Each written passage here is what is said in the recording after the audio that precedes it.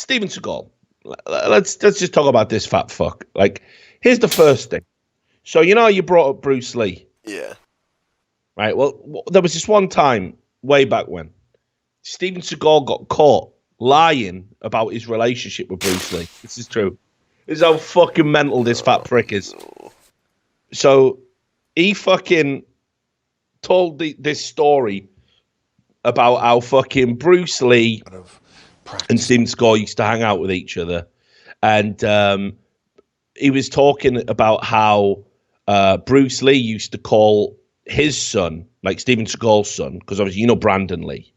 Yeah. Right? Yeah. And the one who got murked when he was filming The Crow, right?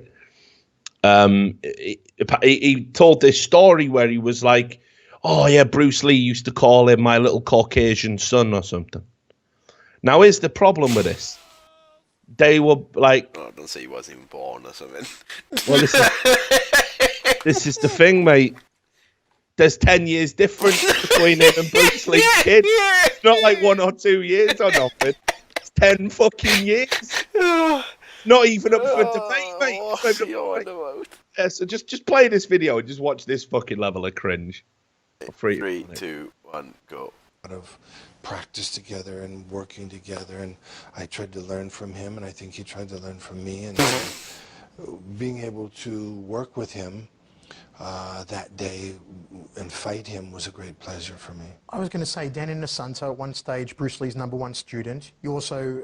and teacher. And teacher. Friends with James Coburn as well, who was one of Bruce Lee's students. Indeed. That's how I met Bruce Lee, was through James Coburn. I was going to ask. So you met Bruce Lee. Tell me about your experiences with Bruce, and what was he like, and how did you get on with him? You know, I wasn't around Bruce much. He...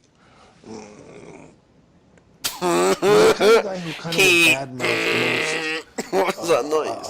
A lot of the other martial artists and martial arts in a kind of a sarcastic way, fun way, which I understood. For some reason, he never had anything bad to say about me. And I was quite interested in Aikido, and he was very nice to me. He knew that I grew up in Asia and that I had a son that was just exactly the same age as Brandon. And when I met Brandon, he had lighter hair. This is my little Caucasian boy, you know.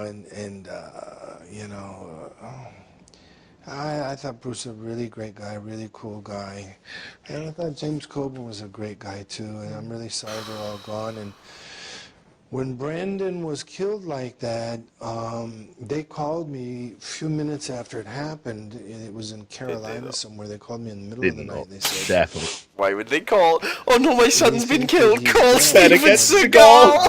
Seagal on the phone. Brandon said he just got murdered. Dead. He's dying. He's severely hurt, maybe dead. And I said, you will find a projectile in him. You'll find a bullet in him. And they said, that can't be. You're crazy. And I said, oh, so you've done the police investigation as well, has he? And I said, why? And they said, there was a bullet in him. You can stop it there, right? That's just the guy who outlines what I already did on the podcast. That's from. But yeah, so not even enough. Like even like he's fucking mind cop. You will find metal. Oh, you dirty bastard! You'll find a bullet in him. Like, fuck off. What are you talking about? Not Brandon! No! Yeah. This is the whole fucking thing with this guy. So he's always fucking all writing of that scripts. Stuff, yeah, all of that stuff about Bruce Lee tousling his fucking son's hair and all that, just complete, like, unequivocally made up. Like, unequivocally made up.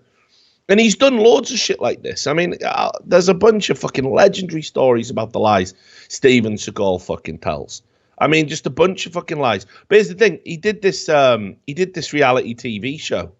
I know we talked about this on Trash Talk way back when, right? Lawman. You remember this? No, I don't think so. Maybe when I see it, I will. Here you go. Let me just find you, because basically the premise of this reality show. And I think this is a trailer for it. Yeah. Right, whatever. I'm not even sure this appropriate. It's just playing bad boys. It's so ridiculous. Fucking just put it on. Keep the volume down. But anyway, yeah. Oh, I'll admit this will be a shit show. There's no way we can even get a VOD out of this. It'll be like 2 minutes long. It's just all clips and nonsense. But anyway, so fucking Steven Seagal, right, did this show, Lawman. It was a reality TV show, and what he did was he revealed at the start, like in the title sequence, he was like, "I have been a secret sheriff." Right, like in some county or whatever for fucking was it fucking Louisiana? Yeah, he said I had been a deputy sheriff in Jefferson Parish, Louisiana, for years, secretly doing my bit to protect citizens. And now I'm going to let you into my world. And the first episode was called "The Way of the Gun." Like it's so like it ran for fucking 24 episodes. This what? Show.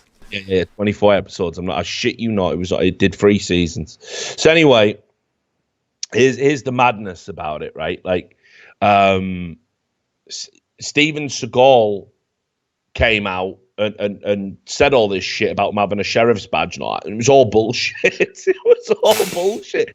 He was like deputized so they could make the show. You know, he'd never done any like actual credible law enforcement. Like Steven Seagal says he's got a certification of the California Peace Officer Standards and Trading Commission, but the LA Times exposed that just wasn't true. There's no record of it.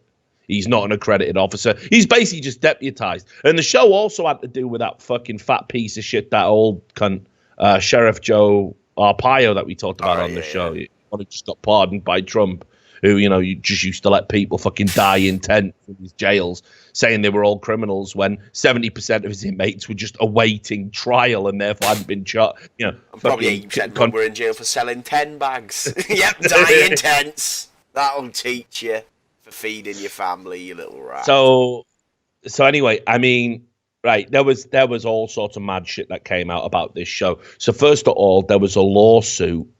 And it was against Steven Seagal in 2010, and it was filed by his personal assistant on the show, Caden N. Wynn. And Caden N. Wynn had said that Seagal had sexually harassed her, had illegally trafficked women for sex, had fired her, done all this stuff. Like it was just unreal. She said that he had a harem of like many wives. And there was like he had all these Russian women as wives and stuff. It all came out anyway. That's Moscow, look. Yeah, quite possibly, right? And you know, she was suing him for over like $1 million or something. So that like kept fucking with the show. That was like a dark cloud over the show, you know. But then here's the other thing, right? They found this Mexican dude, right, and who'd been he was involved in cockfighting, right, and he was doing cockfighting from his home. He had like 113 chickens or something that were all being bred for cockfights, and Steven Seagal drove a tank through his house. This is legit. Oh man, that makes me like him up. No. Here's the thing, though, right? Because Steven, right, it doesn't just end there, but classic banter, right? There you go. Classic, terrible TV show. There you go, right? So he drove a tank through this guy's house and killed a puppy while he did it. Oh man, and he didn't kill any chickens, or no, but it's the worst part. It's the worst part. All of the chickens, the 115 chickens, had to be put down. So here's the thing with this story, right? What's he done, mate? All he's done is kill a puppy. When asked why Steven Seagal did it, and was it like not a bit, because it was done for the show, you know? They were like, "What? Why would you do that?"